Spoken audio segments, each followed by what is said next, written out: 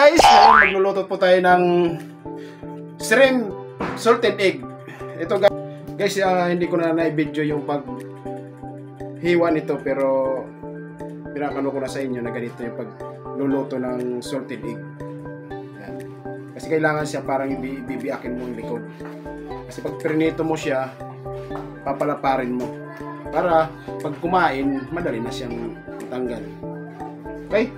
Bigay ako na naman sa inyo ng panibagong recipe sa araw na ito. Kaya ano pang inaantay nyo? Samahan nyo ako. Let's go! Ayan guys, bibiyakin na natin yung itlog. Yan. Itlog alat.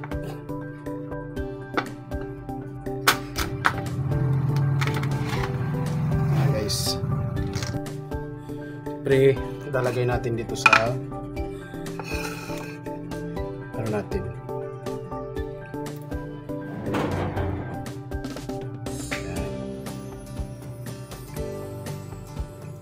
Kinukuha ko lang dito yung gitna.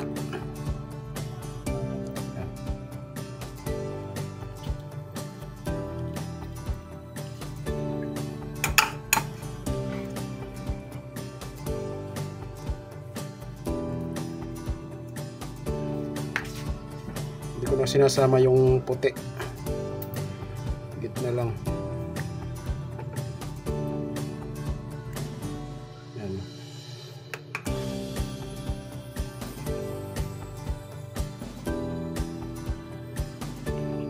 Tapos durugin lang natin.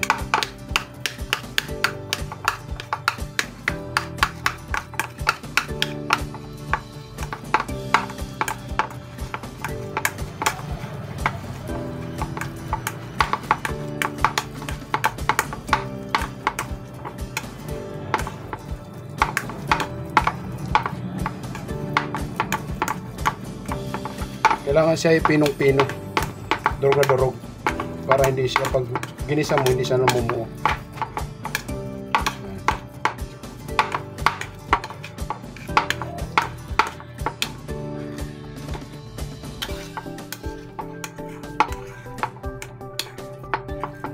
Salted egg. Okay guys, tapos na tayo dyan. Ayan guys. Ano lang natin siya.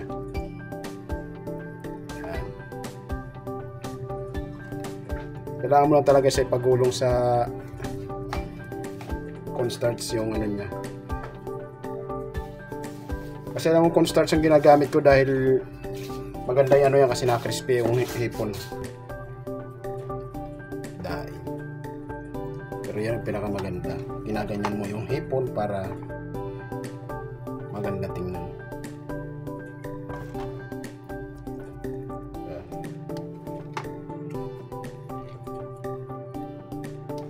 Para yung ulo at saka yung may balat niya medyo nasisip-sip mo, kasi nagkakaroon siya ng ano dun sa ng lasa, lalo dun banda sa may ulo niya, may lasa yan. Ganyan lang, mabilis lang siya gawin to. Yan. Okay, tapos na agad. Ngayon sa kasimple. Hugas muna tayong kamay. Guys, start na tayo sa paborito guys. Ayan.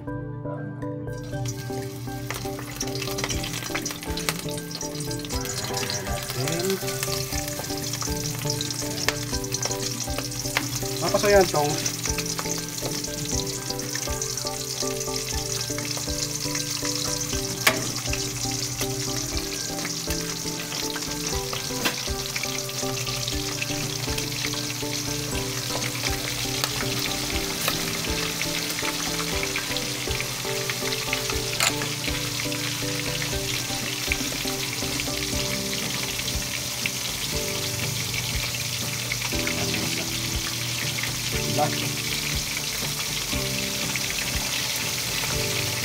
kailangan lang maganda sa tingnan kasi nakadain siya.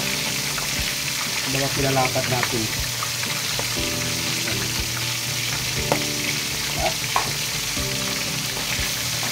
palakasin ko yung pagluluto natin ng salted egg.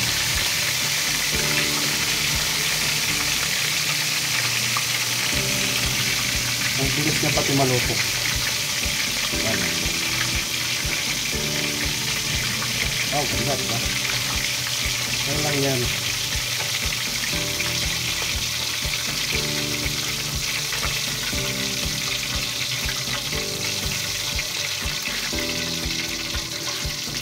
Ano na yung matutunan nyo guys pagluluto nito.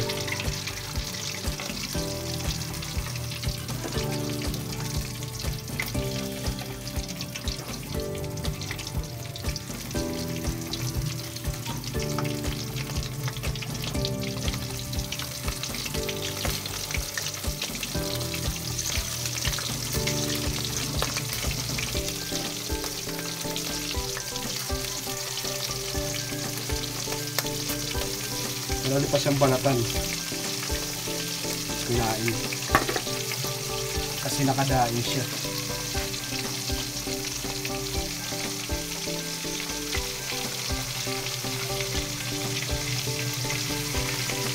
Pag gusto nyo itong matutunan guys, pag-anood kayo sa video ko na ito, tapusin nyo hanggang dulo, doon yung malalaman kung paano siyang gawin lahat procedure nito. Yan, ganda ng kulay. Daing na daing. Diba? Dahil siyang himayin pag kumain siya.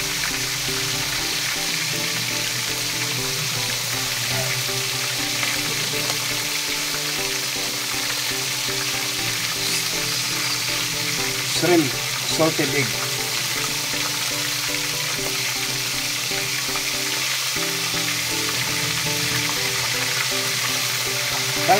Kahit maraming mantika nyo gagamitin dito o sa mga restaurant, pwede rin nyo ito yan, kasi basta pag nilubog nyo sa mantika, kailangan ibibiyak nyo ganito pa rin. Yan gawin, busan luto.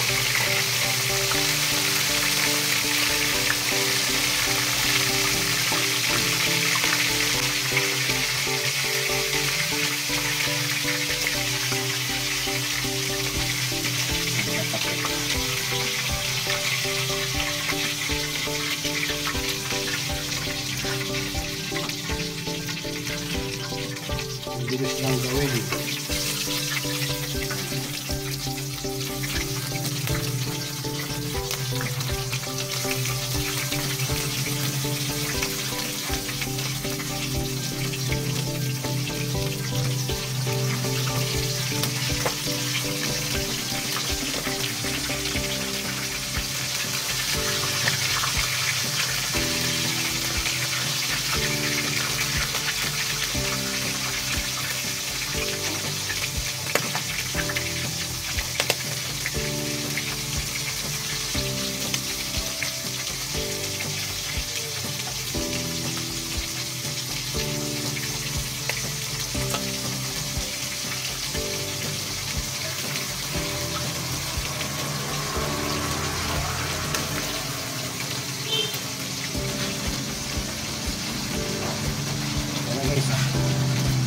Diba? Yung mga kulay.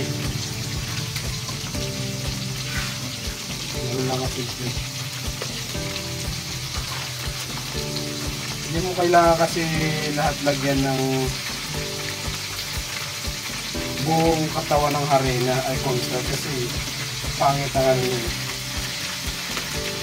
Pag linoto mo yan sa may sauce, labsak yan. Dahil doon sa harina, malapot, maano siya yung bumuo. Dahil sa constant sa ginulong niya. Hindi katulad nung laman lang ang lalagyan ng harina ay cornstarch. Kaya yung balat niya, wala siyang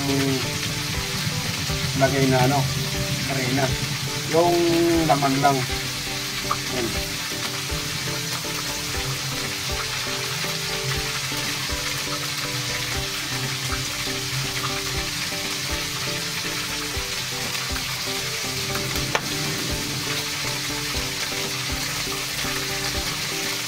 Okay, tapos na tayo dyan. Patayin na natin yung apoy. Ayan, nagigisa na lang natin ito. doon sa kanyang sauce na salted egg. Ngayon naman guys, maglalagay tayo ng butter. Kahit anong butter pwede nyo ilagay, kaso sa akin wala kasi akong butter na iba na bili, kaya ito lang ginamit ko. Ayan, lalagay naman na natin yung salted egg, yung egg na mismo. Ayan.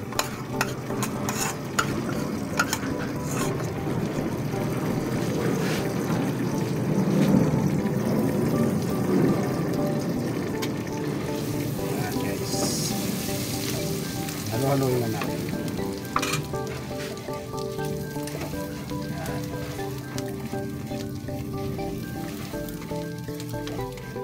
Ang bango.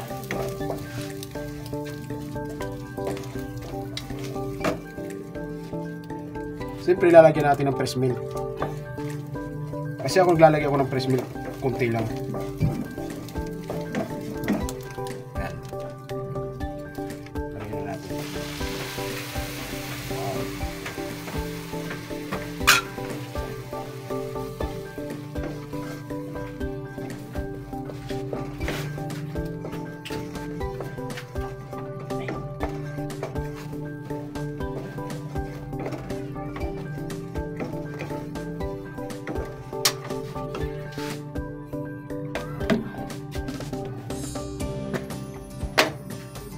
Siyempre, lagyan natin siya ng black pepper powder, kunti lang.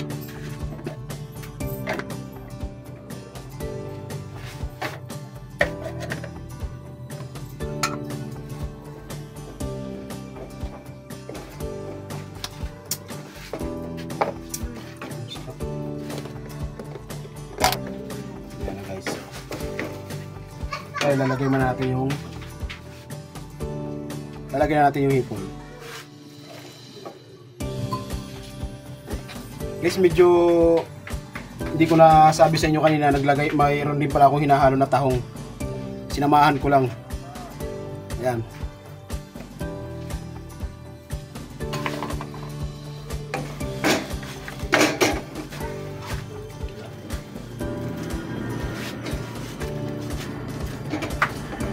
Guys.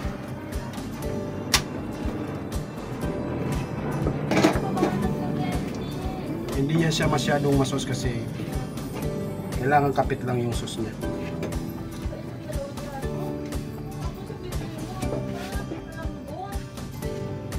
Ayan guys.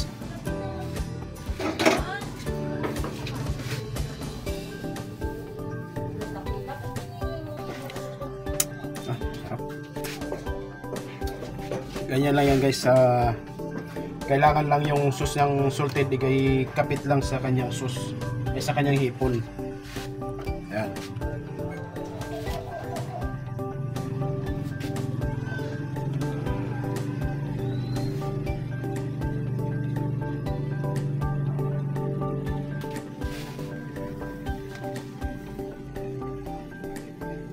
Medyo kapit lang yung sauce niya.